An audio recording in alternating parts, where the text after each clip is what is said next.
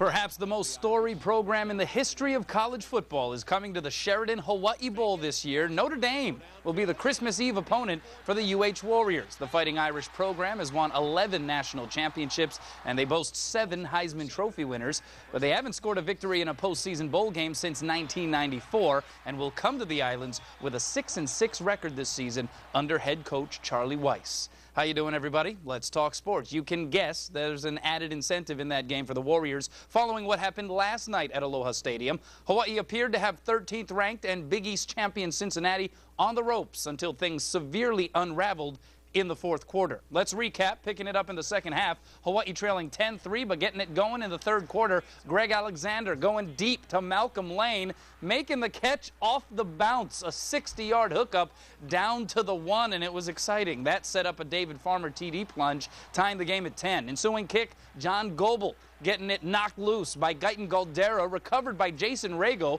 who takes it to the Cincy 5. Moments later on 3rd and goal, how about the delivery by Alexander, shoveling it to Lane in the end zone. 17-10 Warriors in front. They would be up 24-10 in the fourth when it all came asunder. Brandon Underwood off the deflection goes pick 6 on the Alexander pass. 24-17 UH just like that. Little later, after a Cincy field goal, Warriors pinned on their own 1. Daniel Libre getting denied, falls on the loose rock for a safety. 24-22 Hawaii. Bearcats got the ball back and took it right to the house. Dustin Grutza, who relieved the starter Tony Pike at quarterback, hits Marty Gilliard, who goes 69 yards en route to heartbreak for the Warriors. Cincinnati scores 19 fourth-quarter points to rip one away from Hawaii. 29-24 the final. UH ending the regular season at 7-6. But I'll tell you what, I'm really proud of my football team because they played their tail off. That was a good football team that we played. We showed we could play with them. We just, they made plays at the end, and we didn't. I feel like we could beat them. And up to a certain point, we were beating them. But, like I said, we just turned the ball over. We didn't take care of the ball.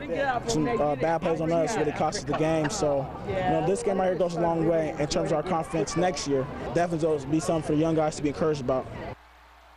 The team and its fans tried not to let the loss put too much of a damper on senior night for Hawaii, who said goodbye to 35 Warrior players, names like Elamimian, Leonard, Vekune, Monte, Kelly, and so many more who helped lead Hawaii to the highest of highs last season and to a turnaround this year that had the Warriors go from 1-3 to 7-6 and heading to the postseason. Being a Warrior means coming out here every Saturday, putting your heart out on the line, represent everybody in Hawaii, the whole state. There's a lot of great people. I just hope we represented them well. Just playing football for Hawaii has been one of the greatest things that happened in my life. And now for the senior night to come and know that, hey, this is, that last one, you dread it.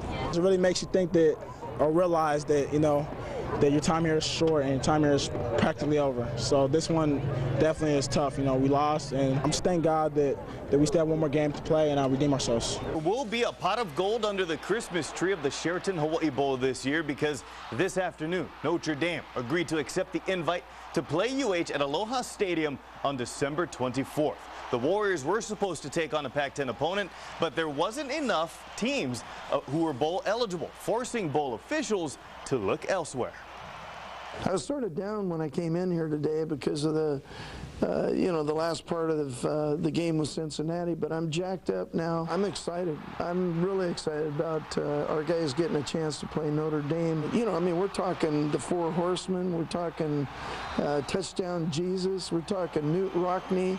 We're talking all that tradition, and I'm jacked up. That's going to be a fun. How's it going, everybody? Just 12 minutes and 36 seconds. That's all it took for the Warriors' improbable win over Cincinnati to turn into a heartbreaking loss. As quickly as UH took a 2-touchdown lead in the fourth quarter, the Bearcats scored 19 unanswered points last night to pull off a 29-24 win. Obviously, we're a much better team than we were in the Florida game. Offensively, defensively, we've come a long way, but, came a long way. We started executing for a while, but, football's a 60-minute game. Until we can put together a 60-minute game, like this is going to keep happening too, so we got to find a way to keep executing and you know, kill a team when we're on their throats. This whole season it's been kind of a roller coaster ride. Nobody fell off. I mean, everybody held strong to the end. Even tonight, things didn't go our way, but nobody quit. And of course, after the game, 35 senior Warriors said goodbye. 9 starters on defense, 8 on the offense. And after the game, players took part in the traditional senior walk. And despite last night's outcome, all of the players said they would not change anything about their Warrior career. I respect these guys, you know, growing relationships with them over the years, and it's just been an awesome experience, man. So, I mean, I'm going to miss it. Like 2,500 miles away from Samoa and stuff, but hey, man, I'm going to miss this place, you know. I'm going to be around and stuff like that, and I can't wait to see what Hawaii has to bring for the future. It's definitely special. It's something I'll be able to tell my kid when he's older, hopefully when he's walking. So, definitely a good memory. That's why I grabbed him. I think it's about time you guys stop seeing my face around here. It's been a good 4 years here. I just hope that somehow I repaid my debt to the school in my play, in my actions, and the way I conducted myself. 7-6 Warrior football team has a date for Christmas Eve in Halava as the Notre Dame Fighting Irish accepted a bid to play in the 7th annual Sheraton Hawaii Bowl today. Golden Domers are coming off of a 6-6 regular season, having lost 4 of their last 5 games. Irish will be making their 3rd all-time trip to Aloha Stadium, where they are 2-0, but have only outscored Hawaii by a total of 7 points in those games, winning 48-42 in 1991, 23-22 in 97. Since the creation of the Hawaii Bowl in 2002, Warriors have played in the game 4 times, holding a 3-1 record. How's it going, everybody? With a marquee name opponent awaiting them in the postseason, Warriors are hungry to get the salty taste out of their mouth left from last night's heartbreaking defeat to 13th-ranked Cincinnati. Now, the Warriors, who trailed 10-3 at the break, busted out the gates in the 3rd quarter. Junior wingman Greg Alexander got it started with a 60-yard hookup to Malcolm Lane, leading to a David Farmer touchdown. Then, following a Gaitan Galdera forced fumble on the ensuing kickoff, Alexander went to his bag of tricks for an 8-yard shovel pass bullet to Lane in the end zone as Hawaii took a 17-10 lead.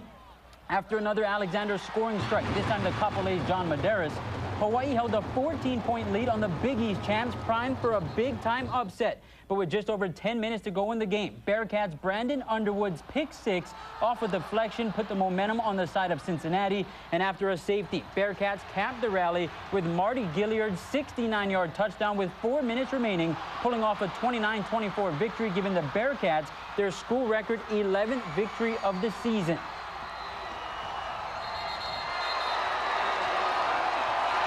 You know, it's just one of those games that got away from us, and it was against a good team, and you know, they made plays and got into it, and got to give them credit, but I'm really disappointed.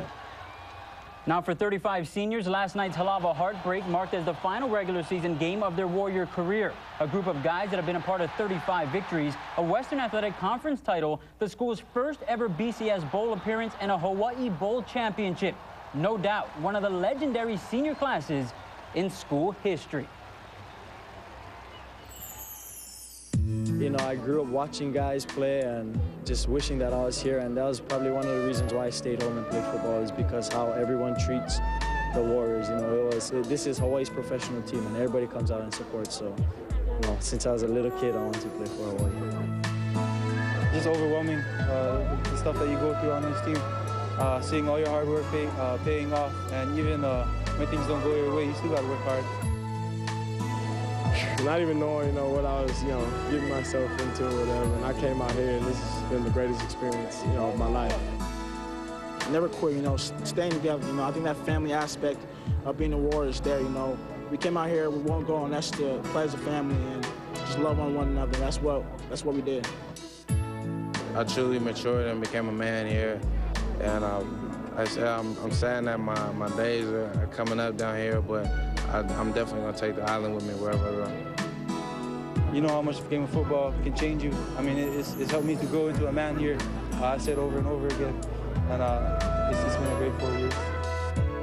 You know, it's a family down here. It wasn't just teammates. It wasn't just guys that just showed up from everywhere. There's guys that just came here and said, you know, I love you, we're going to play for you. And that's what we did every Saturday. So I'm truly going to miss that brotherhood that we have. I wouldn't trade this for anything. And just being an award just meant, just, the family, the honor, the things that, that Hawaii is about. So again,